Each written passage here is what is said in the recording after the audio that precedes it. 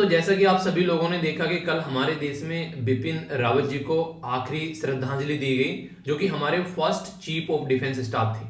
जिस तरीके से अभी रिसेंटली हमारे बीच में से गए, पूरा देश जो है वो एकजुट होकर एक साथ में आके खड़ा हुआ और कहीं ना कहीं हर एक इंसान जो है वो यहाँ पर उसकी आंखें नम हुई।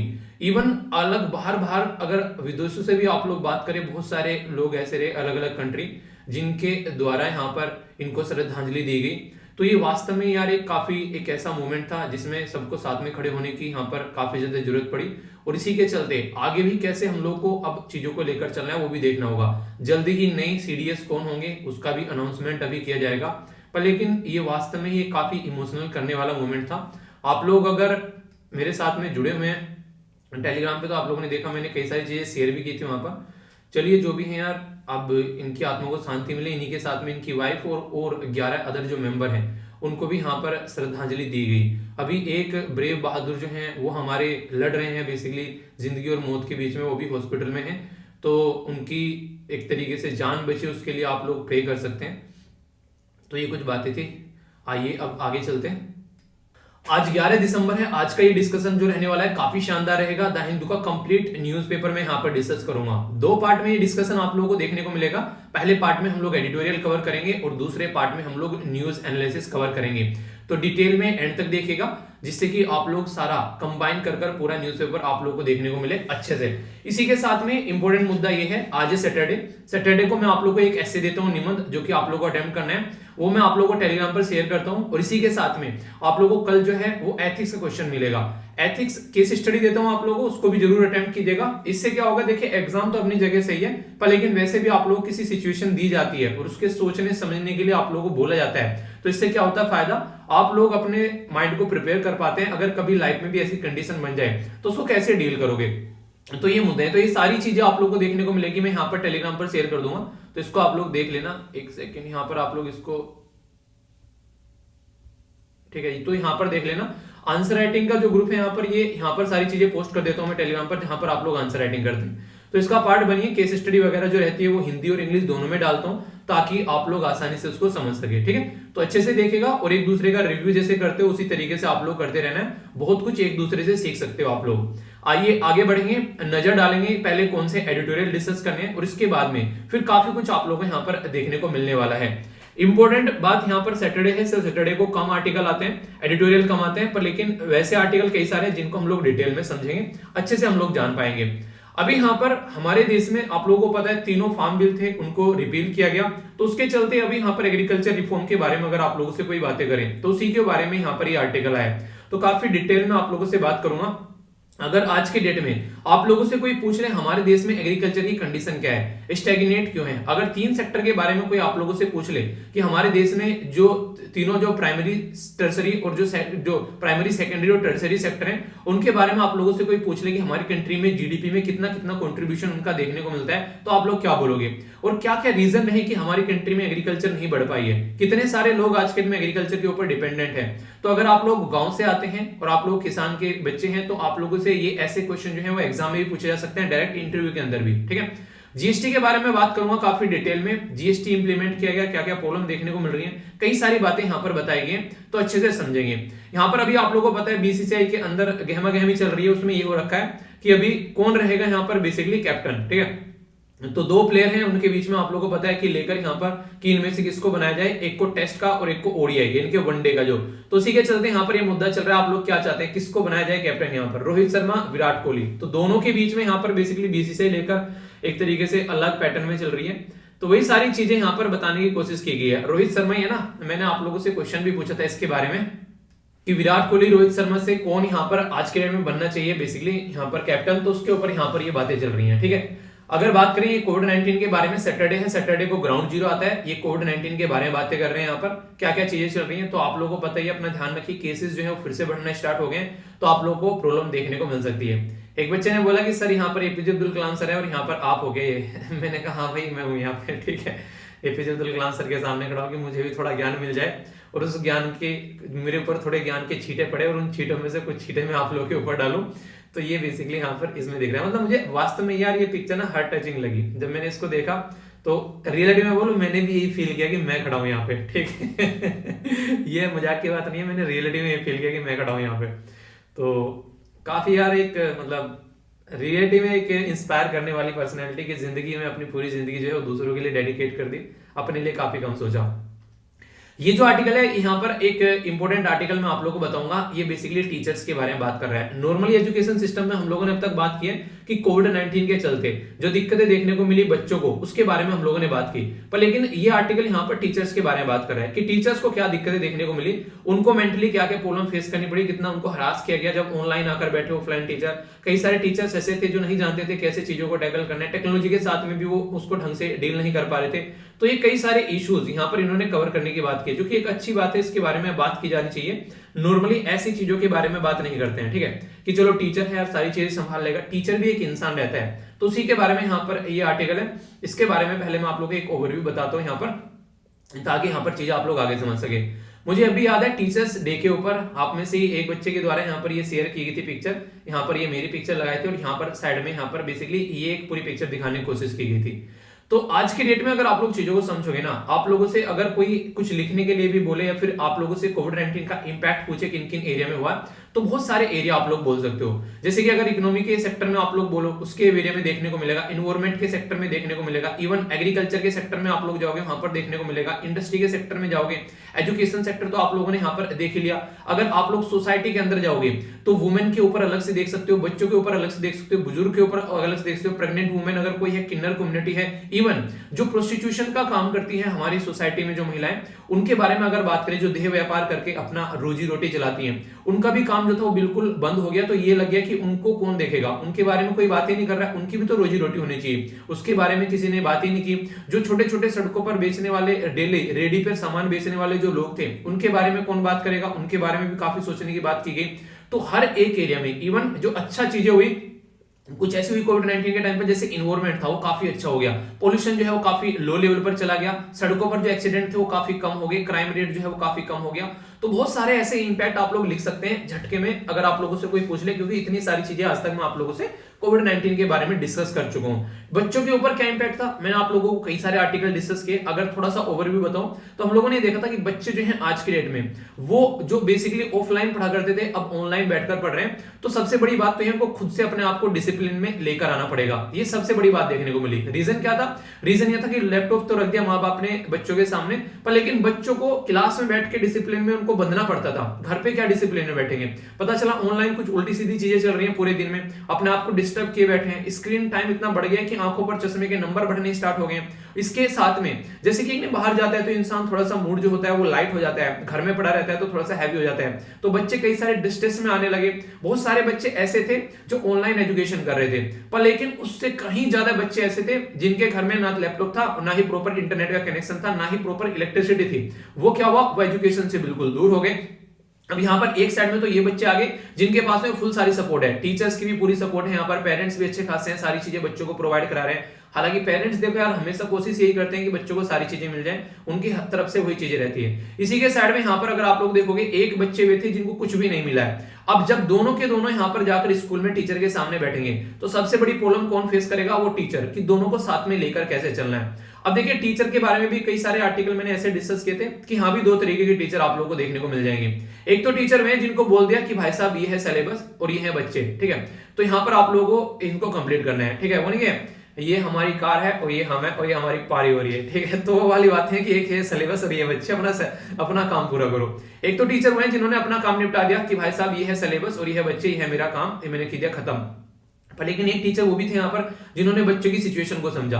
बच्चे क्लास में आकर बैठे तो उनकी प्रॉब्लम समझी कि अच्छा यार आज के दिन बहुत सारे बच्चे अपने पेरेंट्स को होकर रहे हैं, एक ऐसी सोसाइटी में से निकल कर आ रहे हैं जिन्होंने काफी सारी दिक्कतें फेस की हैं। कुछ ऐसे भी घर होंगे जिनमें कई दिनों तक चूल्हा नहीं जला होगा, वो भी क्लास में आकर बैठ रहे हैं। बहुत से ऐसे बच्चे थे कि घर में तो खाना मिलता नहीं था, पर मिड डे मील स्कीम के तहत उनको ढंग से स्कूल में खाना मिल जाता था, तो वो भी उनका बंद पड़ा था। तो कुछ के लिए वो एक अच्छी बात भी थी कि स्कूल स्टार्ट हो गए। पर लेकिन ये सारी बातों के बीच में क्या हम लोगों ने टीचर्स के बारे में कभी ढंग से बातें की हैं कि टीचर्स जो हैं वो कैसे हैं। अब यहाँ पर इमोशनली बच्चों के साथ में कितना टीचर कनेक्ट होता है तो वो बच्चों को ज्यादा अच्छे से अंडरस्टैंड कर पाता है। अगर इसको बिजनेस के तरीके से लेकर चले कि भैया ये है मेरा काम और ये मिल गई मुझे सैलरी और मैं चला अपने घर, अब अपना अपना काम है, अब आप थामो बच्चे अपने घर। पर लेकिन जो टीचर ये समझ रहा है कि बच्चों के घर में क्या कंडीशन हो सकती है, क्यों? क्योंकि टीचर भी उसी सोसाइटी में से निकल कर आ रहा है और बच्चे भी उसी सोसाइटी में से निकल कर आ रहे हैं। तो ये काफी जरूरी हो गया कि दोनों के बीच में एक सिंक्रोनस वे में काम चले, यानी कि एक दूसरे की प्रॉब्लम को समझे यहाँ पर। तो वो सारी चीजें यहाँ पर देखने को मिली। टीचर्स ने बच्चों की तो समझ ली, पर लेकिन टीचर्स की कोई प्रॉब्लम नहीं समझ पाया। जब एक टीचर ऐसा था ऑफलाइन पढ़ा रहा था, वो ऑनलाइन आकर बैठा तो बहुत सारी दिक्कतें देखने को मिली। उनमें से पहली प्रॉब्लम तो ये थी कि वो टेक्नोलॉजी का यूज नहीं कर पा रहा था। इवन मैंने आप लोगों को बताया कि कई सारे ऐसे मेरे भी जानने वाले थे जिन्होंने ऑनलाइन पढ़ाना स्टार्ट किया, पर लेकिन वो इतना इरिटेट हुए कि कोई उनको कुछ बोल रहा है कि तुमसे तो बोलना भी नहीं आता है, तुमको पढ़ाना किसने बोल दिया, जबकि वो ऑफलाइन में बेहतरीन टीचर की कैटेगरी में आते हैं, पर लेकिन अनकंफर्टेबल थे टेक्नोलॉजी के साथ में, अनकंफर्टेबल थे पब्लिक में बोलने के साथ में, क्योंकि बच्चों के सामने बोलना एक अलग बात रहती है, पब्लिक में वीडियो बनाना कि कोई भी खोल सके उसको, किसी भी एज का पर्सन, किसी भी एरिया का पर्सन, किसी भी जेंडर का पर्सन उसको खोलकर देख सके और फिर उसके बाद में 1 मिनट लगती है गाली देकर चला जाए। तो यहाँ पर ऐसी बहुत बुरी कंडीशन देखने को मिली कि टीचर को जो है बुरी तरह ट्रोल किया गया। यहाँ पर ऐसी भी सिचुएशन यहाँ पर निकल कर आई।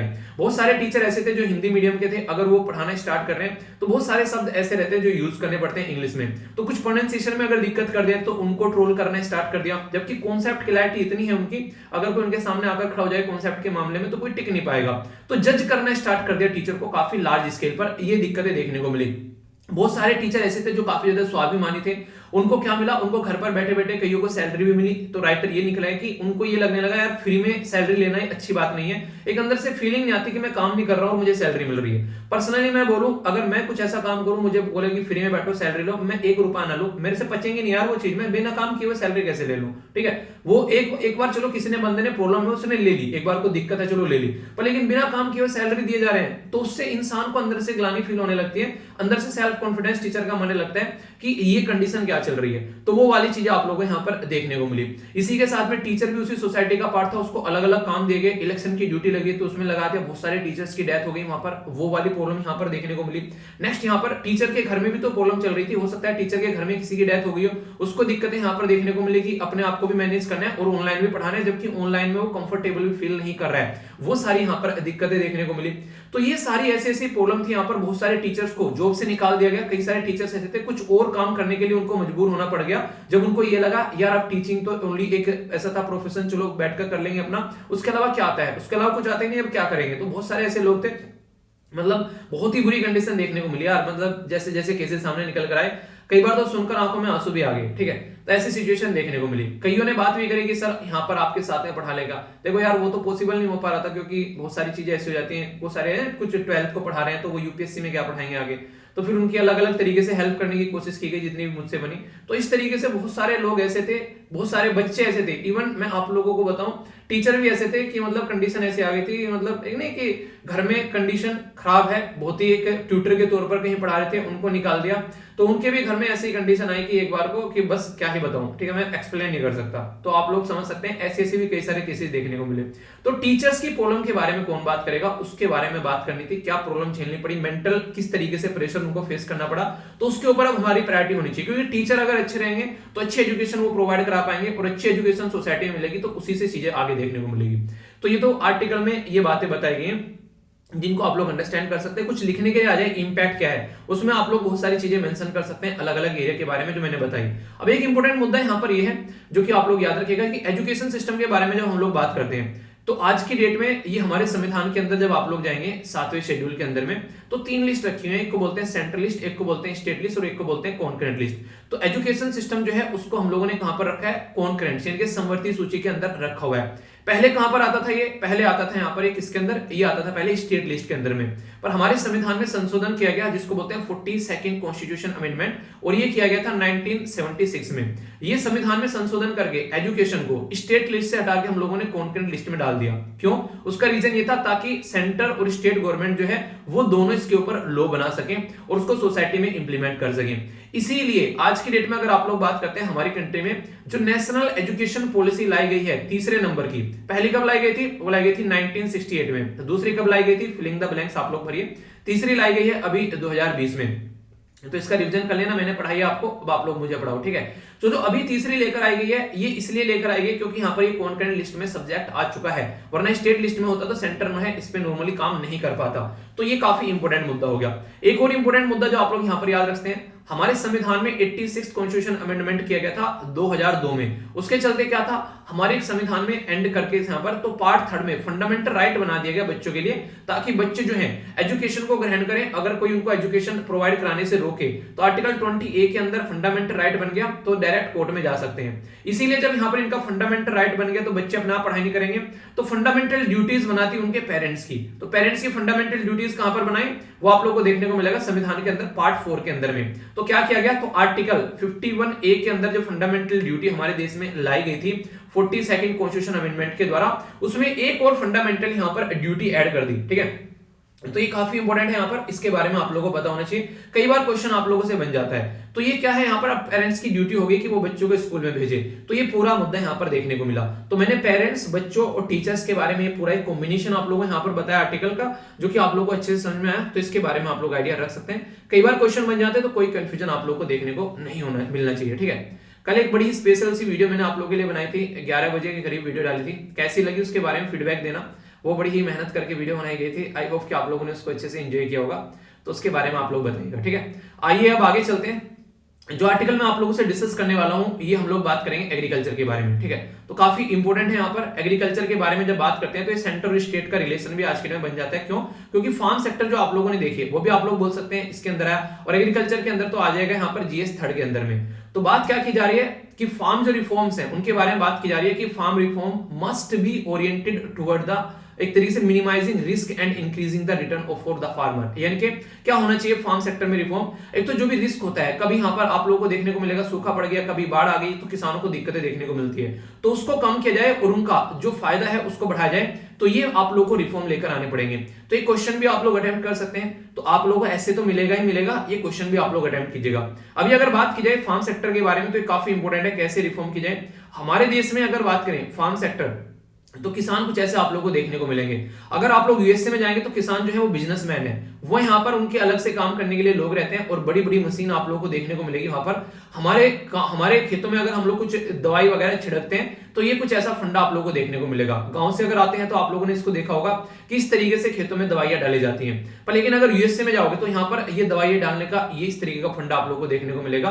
यानी कि हमारे देश में किसानों की जो दुर्गति है वो शायद ही कहीं आप लोग को देखने को मिलेगी। वो किसान जो सबको खाना प्रोवाइड कराता है, वो खुद किसान जो है कई बार भूखा सोता हुआ नजर आता है, ऐसी कंडीशन देश के अंदर में है। तो इस सेक्टर में रिफॉर्म लाना काफी ज्यादा जरूरी है।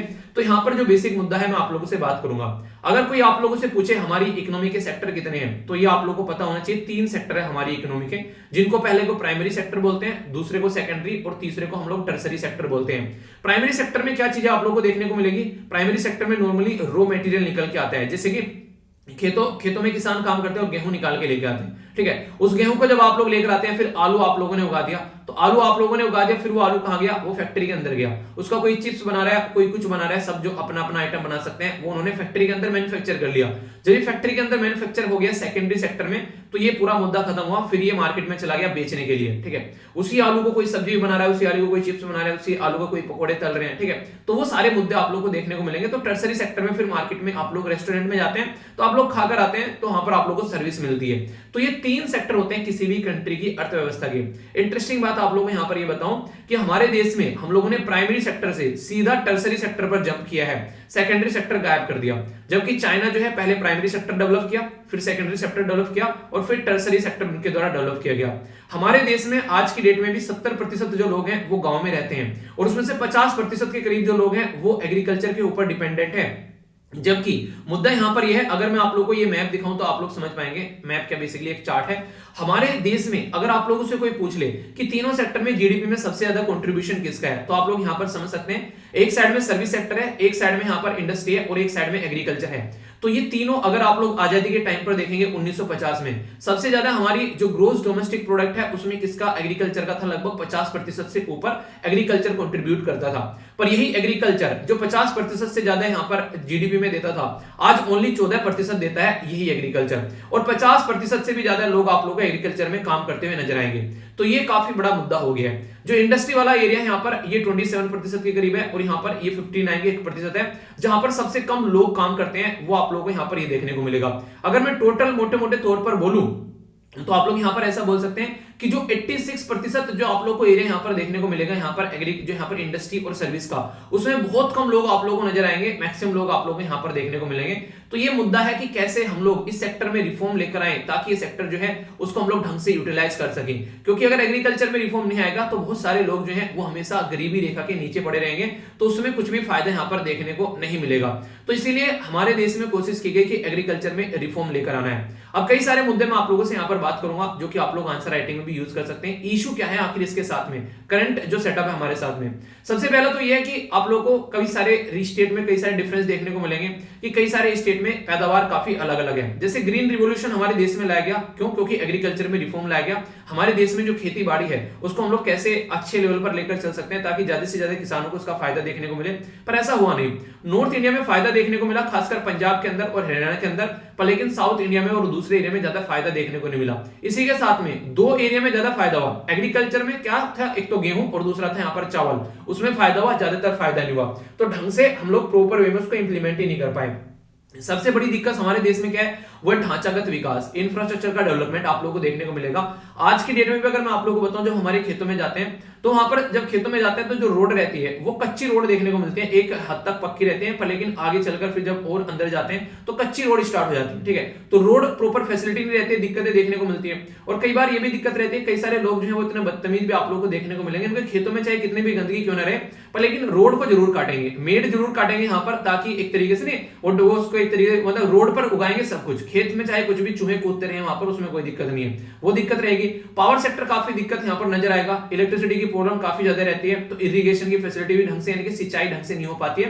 तो बहुत सारे ऐसे इश्यूज हमारे देश में आज की डेट में भी देखने को मिलते हैं। इसी के साथ में अगर बात करें डिसेंट्रलाइजेशन के बारे में बात करें तो यहाँ पर एक तरीके से वो नहीं आप लोगों को देखने को मिलेगा। ठीक है, तो ये अलग अलग एरिया में अलग अलग प्रैक्टिस, अलग अलग पॉलिसीज, क्योंकि आप लोगों को मैंने बताया एग्रीकल्चर के बारे में अगर आप लोग बात करेंगे तो ये स्टेट लिस्ट के अंडर में आता है, एग्रीकल्चर संविधान के 7वें शेड्यूल में, जो कि कई बार क्वेश्चन भी पूछे जा चुके हैं। ठीक है, इसको भी अभी बोला गया था कि इसको किसके अंदर लेकर आओ, इसको आप लोगों को कॉन्करेंट लिस्ट के अंदर लेकर आना है। हमारी कंट्री में जो 15th फाइनेंस कमीशन के चेयरमैन थे, कौन थे, कई बार पढ़ा है, बताइए जरा आप लोग मुझे पढ़ाइए। तो यहाँ पर 15 फाइनेंस कमीशन के चेयरमैन के द्वारा भी यहाँ पर ये बातें रिकमेंड की गई थी कि एग्रीकल्चर को थोड़ा सा यहाँ पर हम लोग को किसके अंदर लेकर आना चाहिए, हम लोग को इसके अंदर लेकर आना चाहिए कॉन्करेंट लिस्ट के अंदर, ताकि दोनों मिलकर काम कर सके, ताकि यहाँ पर अलग अलग राज्य की जो पॉलिसीज है उसकी वजह से जो चीज देखने को मिलती है उसको सुधार सके।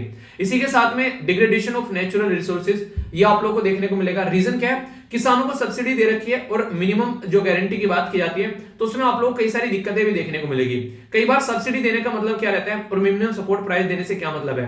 आज की डेट में मान लीजिए कोई किसान ऐसा है जो पंजाब में है, पंजाब में पानी की काफी कमी है, पर लेकिन हम लोगों ने एमएसपी दे दी यहाँ पर किसके ऊपर, गेहूं के ऊपर, अब एमएसपी दे दी चावल के ऊपर। वहां पर पानी की कमी है, पर लेकिन फिर भी वहां पर वो क्या करेगा, धान की खेती करेगा। क्यों? क्योंकि वहां से उसको रिटर्न अच्छे मिलते हैं, उसकी जिंदगी अच्छे से कटेगी, ये दिक्कतें देखने को मिलेगी।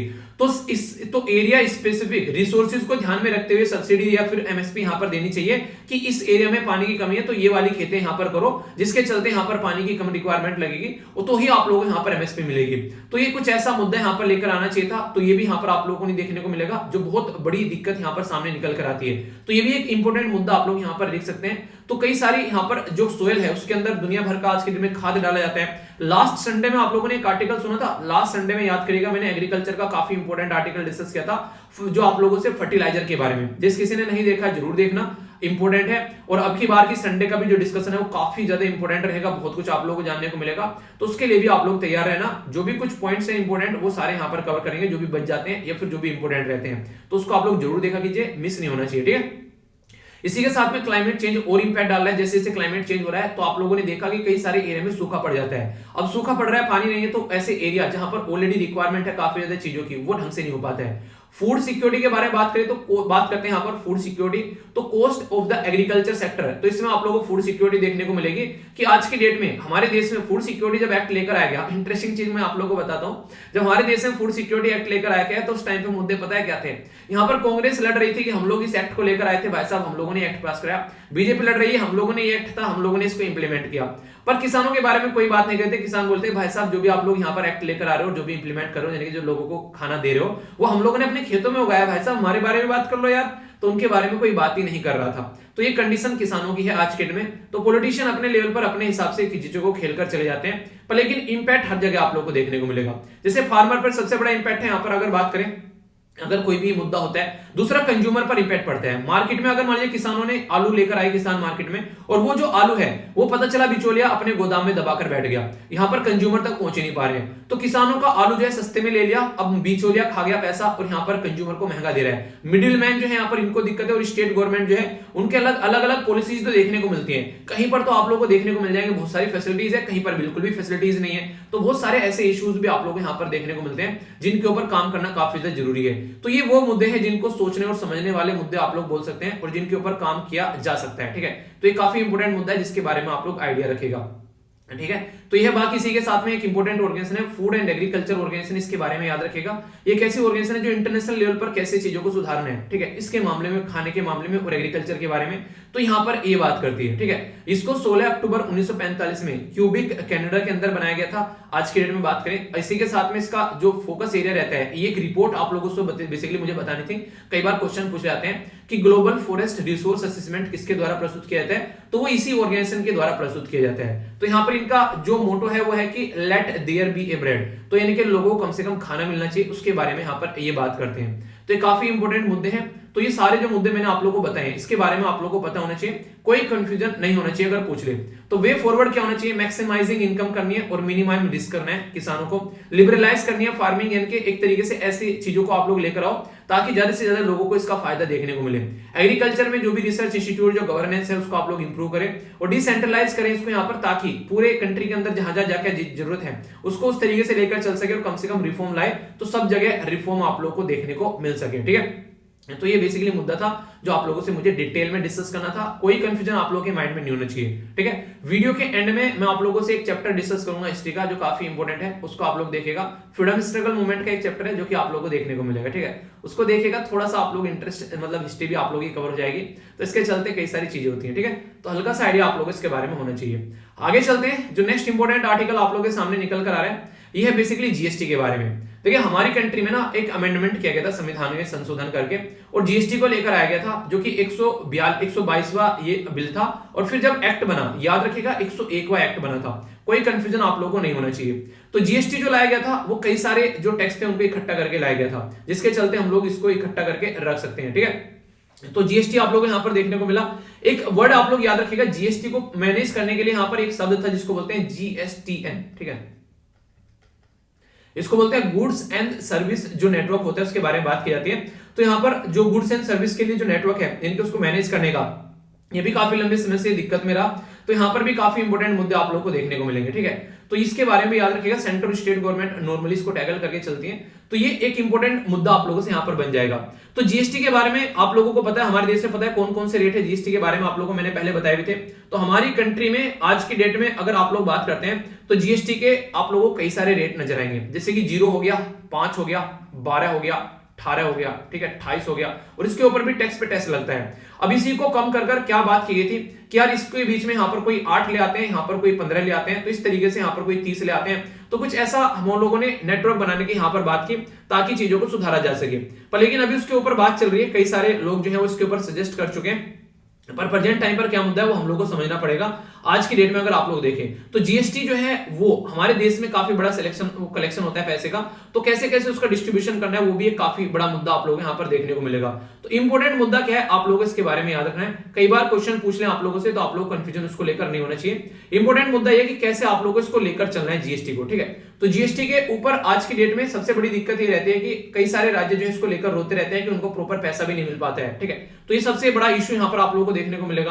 तो उसको कैसे लेकर चलना है, मॉनेटरी पॉलिसी जो कमेटी होती है वो आप लोगों को देखने को मिलेगा वहां पर रिजर्व बैंक ऑफ इंडिया के द्वारा लेकर आई जाती है चीजें। तो वहां पर इकोनॉमी का जो इंपैक्ट पड़ता है उसका डायरेक्ट यहाँ पर जो कलेक्शन पर जीएसटी के इंपैक्ट पड़ना स्टार्ट हो जाता है, ये ऊपर नीचे जा रही है। तो सारे हैं हमारी कंट्री में टैक्स और जीडीपी का रेशियो क्या है वो काफी लो देखने को मिलेगा कि जितनी जीडीपी है उसके कलेक्शन में टैक्स कितना हमारा इकट्ठा हो रहा है। तो आज की डेट में जीएसटी को इंप्लीमेंट करने का मतलब यहां पर यह था कि ढंग से चीजों को लेकर चला जा सके, पर लेकिन ये लग रहा है कि जिस तरीके से जिस पर्पज से जीएसटी बनाया गया था वो पर्पज फुलफिल यहां पर नहीं कर पा रहा है। तो तीन तरीके से इसको डिवाइड किया गया, सेंट्रल का जीएसटी हो गया, स्टेट का और इंटीग्रेटेड जीएसटी आप लोगों को देखने को मिला। ये क्वेश्चन भी अभी यहां पर एक सीडीएस के साथ एग्जाम में पूछा गया था रिसेंटली कि कितनी कैटेगरी में यहाँ पर इसको डिवाइड किया गया है। उसी के साथ में जब टैक्स का फ्लो होता है एक राज्य से दूसरे राज्य में, तो यहाँ पर आर्टिकल 246 भी आप लोगों को देखने को मिलता है। तो ये भी काफी इंपॉर्टेंट मुद्दा है जो कि आप लोग याद रखिएगा। जीएसटी काउंसिल होती है 279 ए आर्टिकल के तहत यहाँ पर, जो कि यहाँ पर प्रेसिडेंट के द्वारा इसको फॉर्म किया जाता है और फाइनेंस मिनिस्टर जो होते हैं वो इसके चेयरपर्सन होते हैं, ठीक है। तो ये काफी इंपॉर्टेंट है। थोड़ा सा इसकी हिस्ट्री के बारे में आप लोगों से बात करता हूं। हमारे देश में 2003 में केलकर टास्क फोर्स बनाई गई थी जिसने बोला कि इनडायरेक्ट टैक्स जो है उसको आप लोग बेसिकली लेकर आइए जीएसटी के अंदर में। इनडायरेक्ट टैक्स क्या होता है, जब आप लोग डायरेक्टली टैक्स पे नहीं करते, जैसे इनकम टैक्स हो गया वो डायरेक्ट टैक्स हो गया। इनडायरेक्ट आप लोग मान लीजिए पेन खरीद कर लेकर आए तो आप लोगों ने उसके ऊपर भी टैक्स पे किया है, ये इनडायरेक्ट की कैटेगरी में आ गया। तो ये सारे मुद्दे देखने को मिलेंगे। तो यहाँ पर अगर बात करें state and empowering committee of state finance, तो यहाँ पर इसके द्वारा भी यहाँ पर आगे लेकर चली गई चीजें कि किस तरीके से आप लोगों को लेकर चलना है। तो जीएसटी को बोला कि रिफॉर्म लेकर आना है, नॉट ओनली इनडायरेक्ट टैक्स बल्कि आप लोगों को और भी कई से लेवल पर एक रोड मैप तैयार करना है। फिर आगे बात करेगी तो बिल लाया गया 2011 में, पर लेकिन वो पास नहीं हो पाया, लोकसभा जो है बेसिकली वो गई, तो उसकी वजह से चीजें चली गई। तो अभी कई सारे रिफॉर्म बचे हुए हैं। वैसे जीएसटी अभी अप्लाई नहीं होता है पेट्रोलियम के ऊपर, इसे अलग अलग राज्य में आप लोगों को अलग अलग प्राइस इनके देखने को मिलेंगे, ठीक है। हाई स्पीड डीजल हो गया, ठीक है, मोटर स्पिरिट हो गया, पेट्रोल वगैरह, नेचुरल गैस, एविएशन फ्यूल, ये ऐसे एरिया हैं जहां आज के डेट में जीएसटी इंप्लीमेंट नहीं होता है। इससे अलग अलग एरिया में इनके अलग अलग प्राइस देखने को मिलेंगे।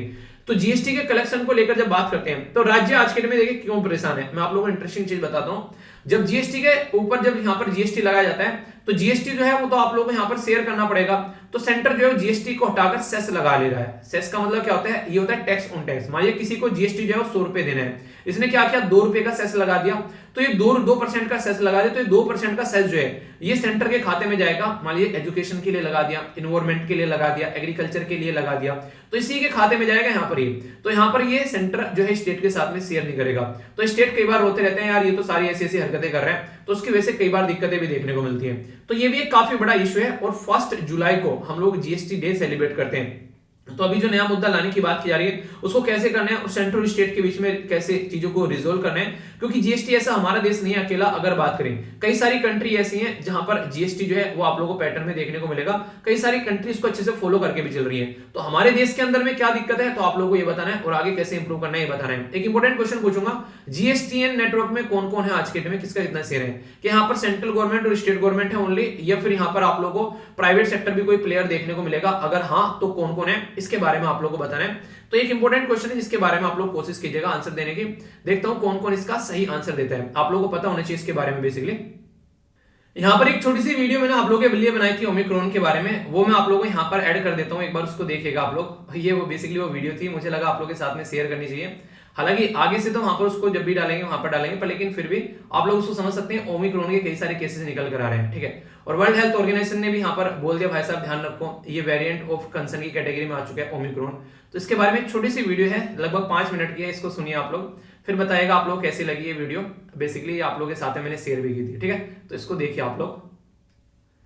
ओमिक्रॉन वेरिएंट, अगर किसी से बात करूं फर्स्ट टाइम ये ओमिक्रॉन वेरिएंट क्या होता है, तो अगर किसी इंसान ने इसके बारे में बिल्कुल भी नहीं सुना होगा तो उसको ये समझ में नहीं आएगा कि ये आखिर चीज क्या है। तो सबसे पहले तो किसी का नामकरण जो होता है उसके बारे में हम लोग बात करते हैं। तो कोरोना वायरस जिसको आप लोग SARS-CoV-2 बोलते हैं, तो यहां पर एक तरीके से वायरस, उसी का जो बीमारी का नाम है उसको बोलते हैं कोविड-19। तो SARS-CoV-2 जो कि यहां पर वायरस है, तो उसके वेरिएंट यहां पर नजर आते हैं। जैसे एक फैमिली में कई सारे बच्चे आप लोगों को देखने को मिलते हैं, उसी तरीके से यहां पर जो कोरोना के अगर बात करें कई सारे वेरिएंट आप लोगों को यहां पर नजर आ रहे हैं बीमारी के, जिसके चलते यहां पर इनके अलग अलग नाम दे दिए गए हैं। तो ये जो नामकरण किया जा रहा है ये आज से नहीं है, मैंने कहा ना इससे पहले भी हुआ है।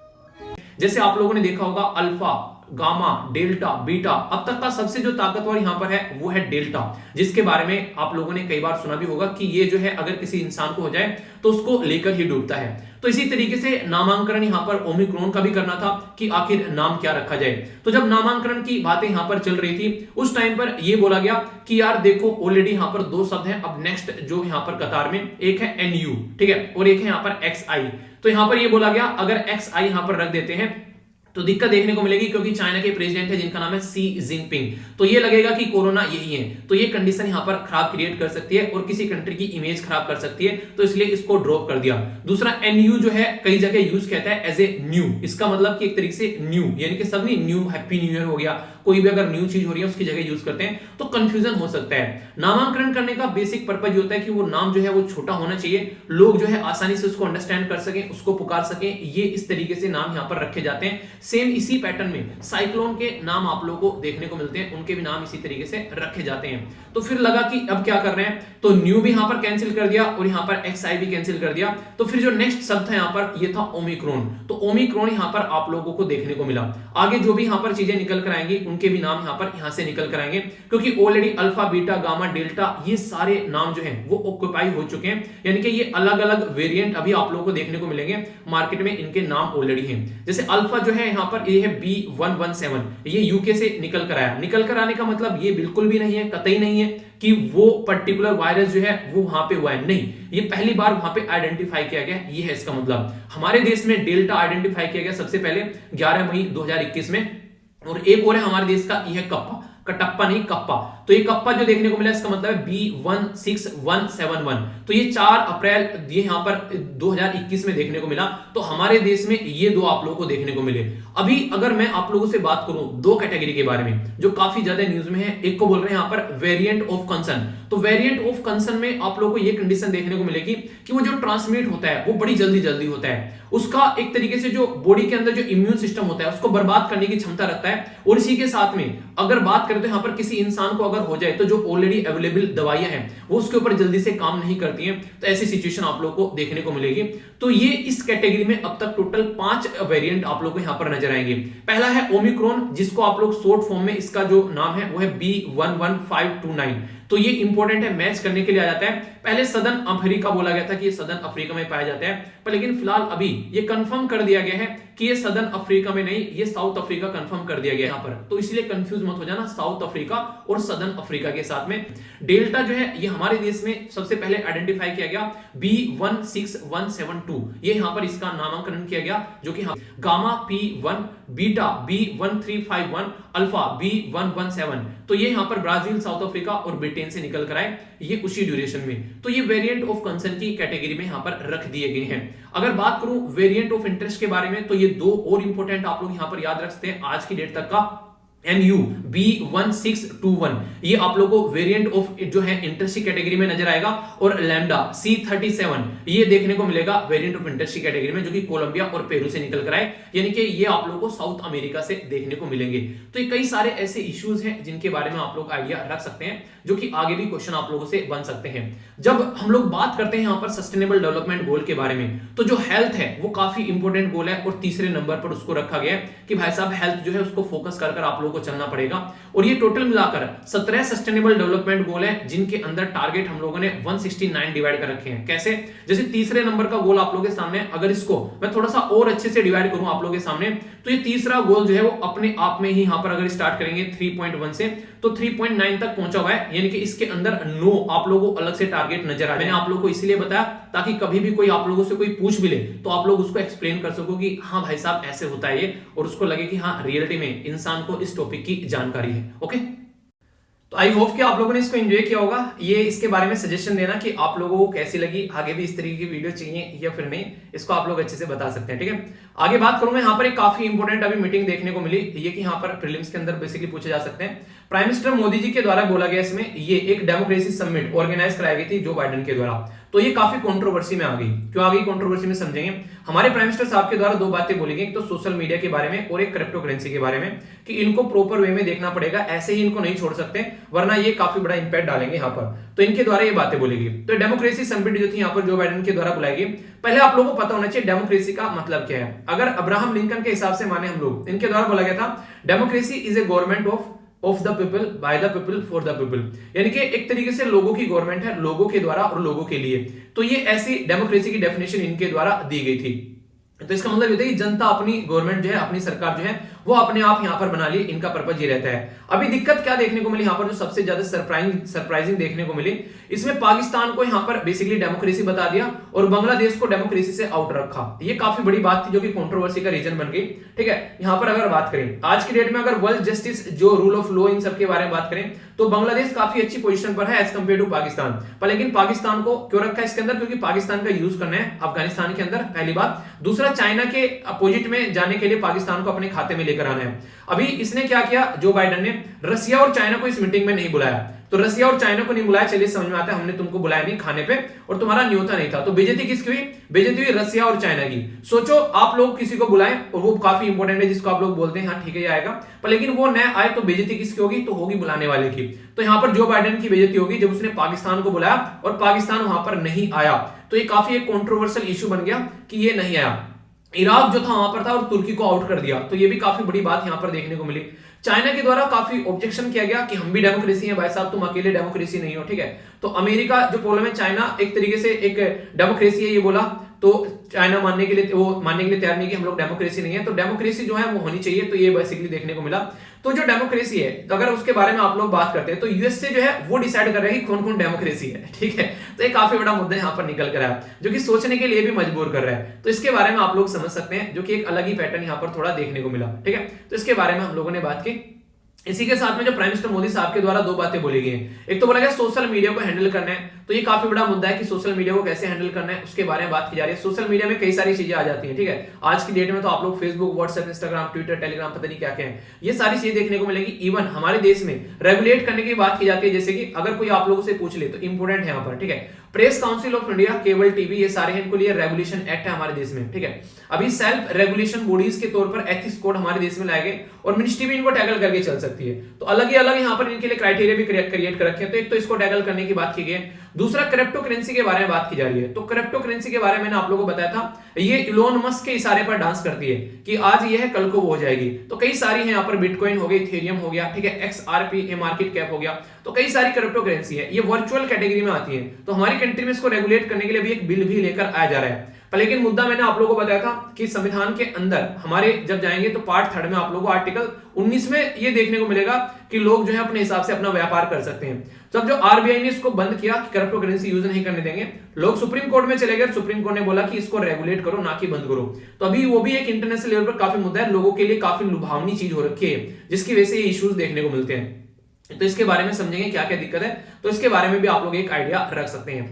यहां पर ये काफी इंपॉर्टेंट मुद्दा है, देशद्रोह के बारे में बात की जा रही है, सेडिशन लॉ के बारे में बात की जा रही है। तो यहां पर अभी बोला गया कि क्या इसको हटाना है हम लोगों को, सेडिशन लॉ को।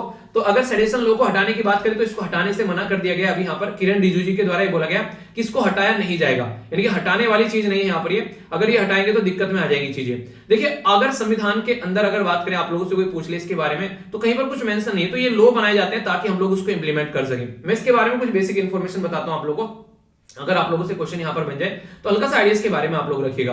देखिए, एक तो सबसे बड़ी बात यहां पर ये होती है कि ये काफी पुराना लॉ है, लगभग 17वीं सेंचुरी में यहां पर अंग्रेजों के द्वारा ये लाया गया था। मैंने आप लोगों को पढ़ाया भी था यहां पर किस तरीके से चीजें देखने को मिल रही है। यहां पर अगर बात करें हमारे देश में एक पर्टिकुलर जो मैकाले का नाम सुना ना आप लोगों ने, तो मैकाले जो थे वो यहां पर इसको लेकर आए इंडियन पिनल कोड को, भारतीय दंड संहिता को। नोट करने लायक चीजें हैं, ठीक है। तो इनके द्वारा 1860 में इसको लेकर आया गया। 1860 में जब ये इंडियन पिनल कोड, भारतीय दंड संहिता लेकर आए मैकाले, इनको थॉमस मैकाले को ये नहीं लगता था कि हमारे देश में ये देशद्रोह वाला मुद्दा भी लेकर आना चाहिए।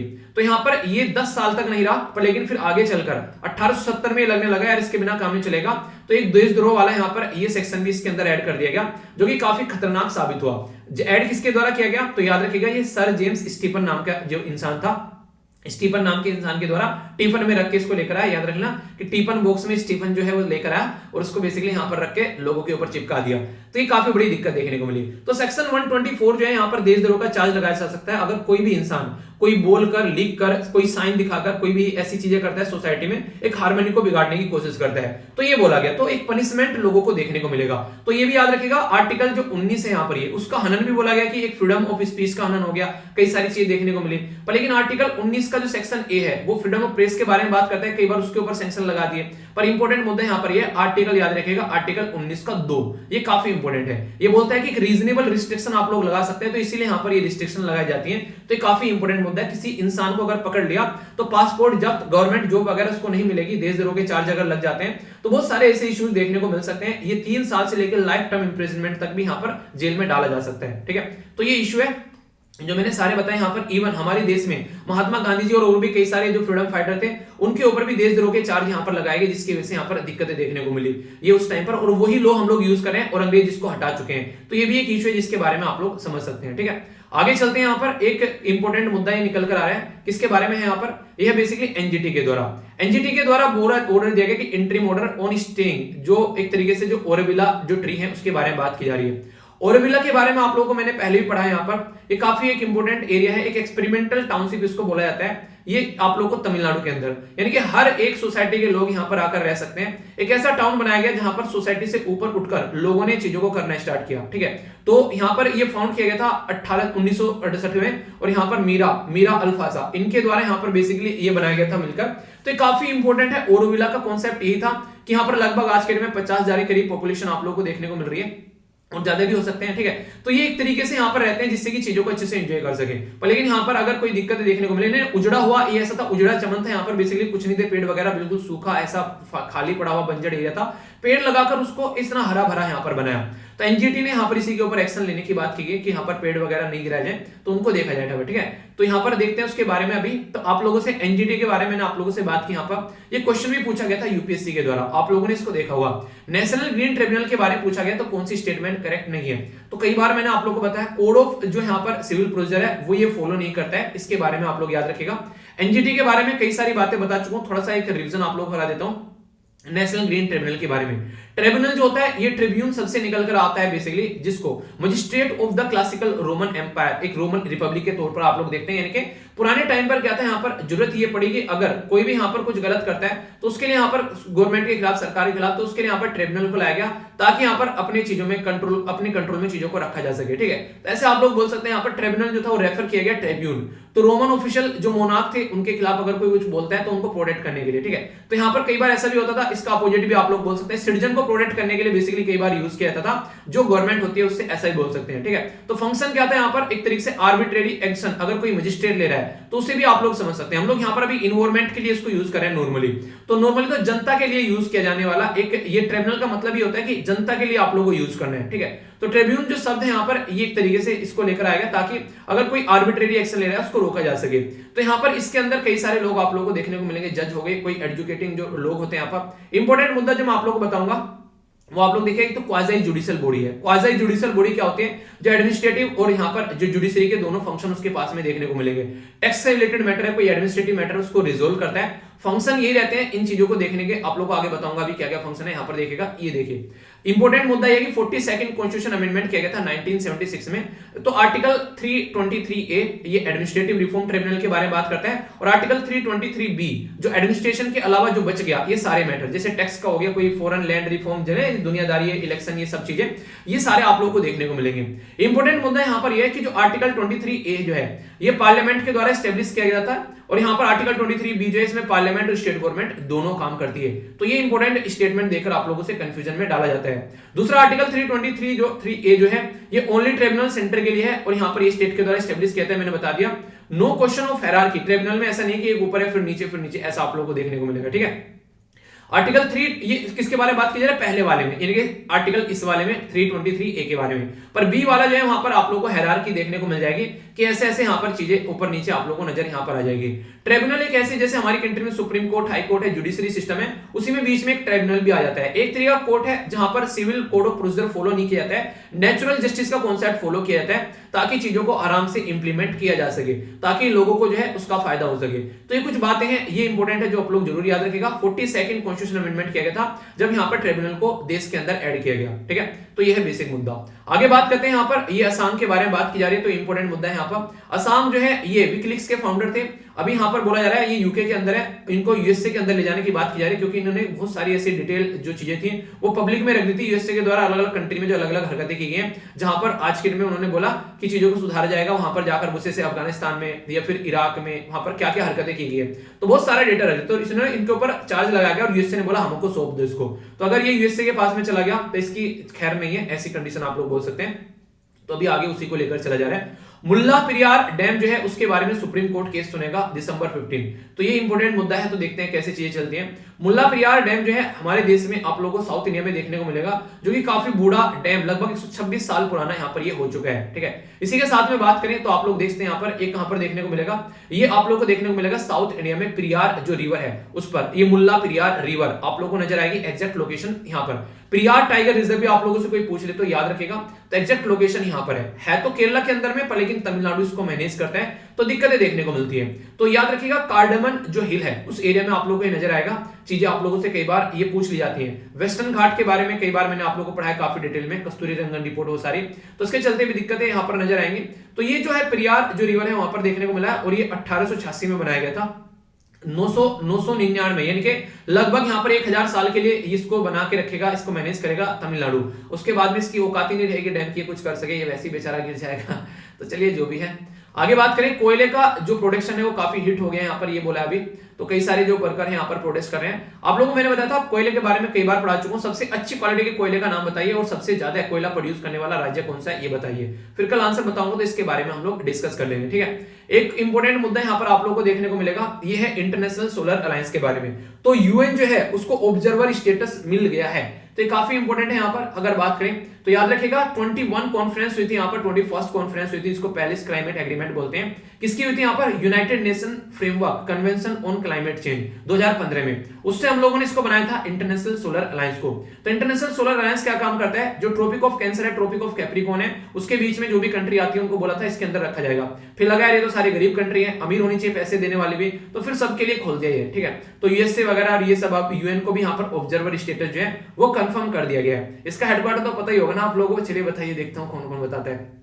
बाकी क्लाइमेट जस्टिस के बारे में जो हमारी कंट्री के अभी बात कर रहे हैं कौन, ये है रामनाथ कोविंद जी।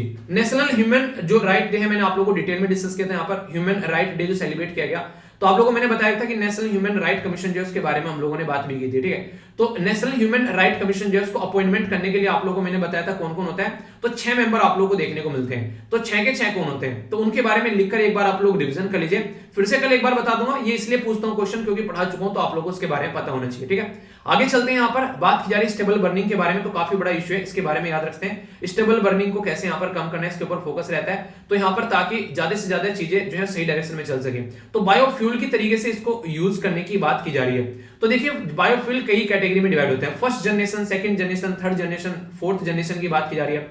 फर्स्ट जनरेशन में शुगर, कॉर्न्स या स्टार्च वगैरह को यूज करने की बात की गई थी। ठीक है, सेकंड जनरेशन में हम लोगों ने राइस का बचा हुआ सामान या फिर कुछ भी ऐसे वुड वगैरह उनको यूज करना स्टार्ट किया।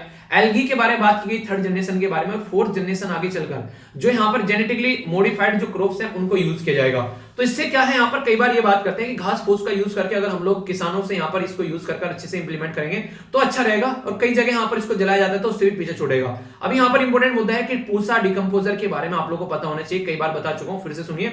पूसा डिकम्पोजर एक ऐसी चीज हमारे देश में बनाएगी जो कि लगभग 25 लीटर में अगर 4 कैप्सूल आप लोग डालोगे ये वाले, तो ये जहां पर भी जाकर छिड़काव करोगे, अभी अरविंद केजरीवाल जी भी कई जगह आप लोगों ने सुना होगा इसी के बारे में बोल रहे हैं कि हम लोगों ने दिल्ली में पूरे एरिया में इसको छिड़क दिया जिससे किसानों को फायदा हुआ। जो फसल जो यहाँ पर जो फसल जो थी यहाँ पर खेत जो था जो 45 से 50 दिन में तैयार होता था वो 20 दिन में तैयार हो गया ओनली, तो आराम से किसान जो है अपना काम कर सकते हैं। ठीक है, तो ये इंपॉर्टेंट मुद्दा था। आगे बात करें यहाँ पर बेसिकली ये भी एक इंपॉर्टेंट मुद्दा है, बेटी बचाओ बेटी पढ़ाओ। ठीक है, लोग कहते हैं बेटी बचाओ बेटी पढ़ाओ, पर लेकिन रियलिटी में देखने को मिलता नहीं है। तो उसी के चलते मुद्दा यहाँ पर क्या है, मुद्दा यहाँ पर यह कि ये स्कीम कब लॉन्च की गई थी। अभी बोला यह गया कि जो मुझे सोचने पर भी मजबूर करा है कि 80% जो पैसा यहाँ पर दिया गया है वो एडवर्टीजमेंट पर ही लगा दिया कि बेटी बचाओ बेटी पढ़ाओ, बेटी बचाओ बेटी पढ़ाओ। मतलब यार बेटी बचाओ बेटी पढ़ाओ के लिए यूज कर लो ना, उसको एडवर्टीजमेंट में लगा रहे हो आप लोग। 2015 में लॉन्च की गई एजुकेशन सेक्टर की स्कीम है और ministry of women and child development के अंदर में आती है, एक्टिव है आज की डेट में भी ये स्कीम, पर लेकिन फायदा नहीं है अगर यहाँ पर एडवर्टीजमेंट में आप लोग पैसा लगाओगे तो फिर इंप्लीमेंट करने में क्या लगाओगे, तो वो तो आप लोग देखो। तो ये काफी सोचना और समझने वाला मुद्दा है जिसके ऊपर बात की जा सकती है,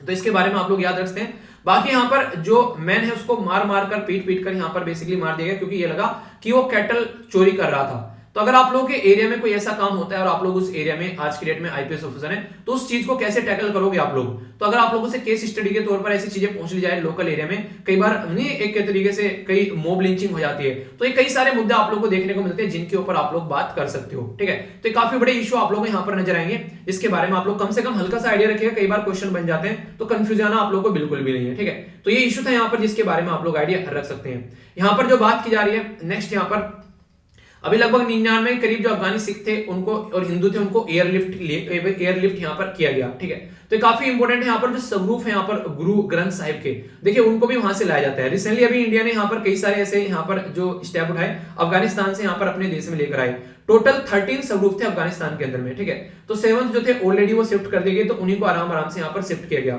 स्वरूप जो होती है एक फिजिकल कॉपी होती है, अगर आप लोगों ने सुना नहीं है इसके बारे में, तो श्री गुरु ग्रंथ साहिब जी की जो फिजिकल कॉपी होती है, ठीक है, इसको बिर भी बोलते हैं पंजाबी लैंग्वेज में अगर बात करें। ठीक है, तो यहाँ पर ये काफी इंपॉर्टेंट है। बिर जो है उसके अंदर लगभग 1430 के करीब पेजेस आप लोगों को देखने को मिलते हैं जिनको अंग बोलते हैं। ठीक है, तो ये कई सारी चीजें, तो ये इसके बारे में अगर बात करें, इसको कंसीडर किया जाता है स्वरूप को जैसे गुरु ग्रंथ साहिब का एक तरह गुरु के तौर पर कि हाँ ये हमारे सामने साक्षात गुरु बैठे हुए हैं, तो वो वाली चीजें देखने को मिलेगी। तो ये बिलीव किया गया कि ऑल 10th जो गुरुज हैं, ठीक है, उनकी सेम एक इक्वल स्टेटस दिया गया, यानी गुरु जो भी है वो सारे इक्वल होते हैं, कोई गुरु बड़ा और कोई गुरु छोटा नहीं है, तो सबको इक्वल स्टेटस की कैटेगरी में यहाँ पर रखा गया।